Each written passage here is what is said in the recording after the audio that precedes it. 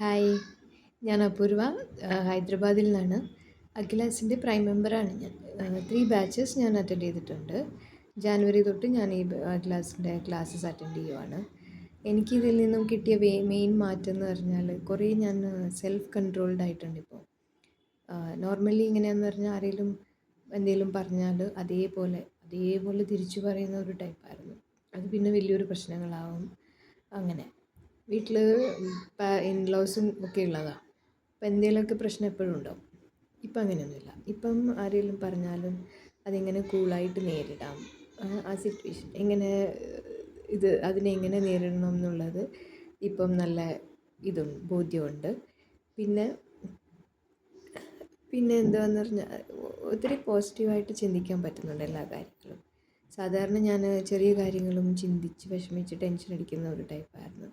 ഇപ്പം അങ്ങനെയല്ല. ഇപ്പം എന്തെങ്കിലും ഒരു സിറ്റുവേഷൻ വന്നാൽ അതിൽ നിന്നും നമുക്ക് പോസിറ്റിവിറ്റി പഠിക്കാൻ പറ്റും, പഠിക്കാനായിരിക്കും ഇങ്ങനൊരു സിറ്റുവേഷൻ തന്നത് എന്നുള്ള രീതിയിലേക്കാണ് ചിന്ത പോകുന്നത്.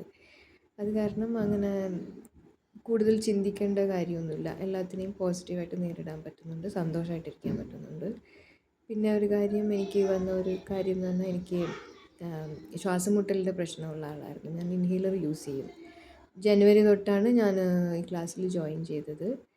സാധാരണ ജനുവരി ഫെബ്രുവരിയൊക്കെ ഇവിടെ നല്ല തണുപ്പാണ്. തണുപ്പ് കാലത്തും എനിക്ക് ഈ ശ്വാസം മുട്ടലിൻ്റെ പ്രശ്നമുണ്ട്. ഞാൻ ഇൻഹേലർ യൂസ് ചെയ്യും. ഇപ്പം ഈ 3 മന്ത്സ് ഞാൻ ഇൻഹേലറേ യൂസ് ചെയ്തിട്ടില്ല.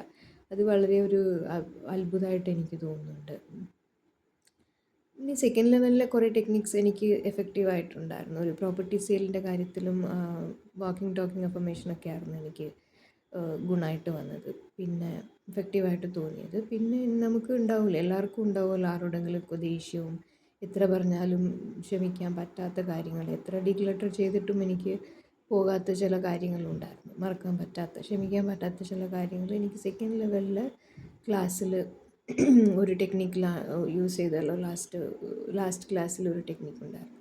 അതെനിക്ക് വളരെ എഫക്റ്റീവായിട്ട് തോന്നി. ആ ഒരു ടെക്നിക്ക് കാരണം എനിക്ക് ആ വ്യക്തിയോടുള്ള പ്രശ്നങ്ങൾ മാറിക്കിട്ടി. ഞാൻ ആ വ്യക്തിയോട് മിണ്ടാറില്ലായിരുന്നു. ഇന്ന് ഞാൻ മിണ്ടി എന്ന് പറഞ്ഞാൽ ബൈ ഡിഫോൾട്ട് എനിക്ക് ഉള്ളിൽ നിന്നും വന്നതാണ്. ഞാനായിട്ട് തീരുമാനിച്ചിട്ട് മിണ്ടിയതോ അങ്ങനെയൊന്നുമല്ല. ബൈ ഡിഫോൾട്ട് ഞാൻ മിണ്ടി. അങ്ങനെ അതും എനിക്ക് നല്ലൊരു മാറ്റമായിട്ട് തോന്നുന്നുണ്ട്. എല്ലാവരും, എനിക്ക് തോന്നുന്നത് എല്ലാവർക്കും ഈ ഒരു ക്ലാസ് അറ്റൻഡ് ചെയ്തിട്ട് അതിൻ്റെ ഒരു ഗുണം നിങ്ങൾ തന്നെ അനുഭവിച്ചറിയുന്നതായിരിക്കും നല്ലത്. ഇതിനൊരു എമൗണ്ട് മുടക്കുന്നതിന് അത്ര വലിയൊരു എമൗണ്ടൊന്നുമല്ല. അതിൻ്റെ ഡബിളായിട്ടായിരിക്കും നിങ്ങൾക്ക് കിട്ടുന്ന ഗുണം. അതിനു വേണ്ടിയിട്ട് നമ്മുടെ ജീവിതത്തിൽ സന്തോഷം ആഗ്രഹിക്കുന്ന ആൾക്കാരുണ്ടെങ്കിൽ, എല്ലാവരും സന്തോഷം ആഗ്രഹിക്കുമല്ലോ, ഒരു പ്രാവശ്യമെങ്കിലും ഇത് ജോയിൻ ചെയ്തിട്ട് നോക്കുക എന്നാണ് എനിക്ക് പറയാനുള്ളത്. Thank you all. Thank you Akhila. Thank you universe.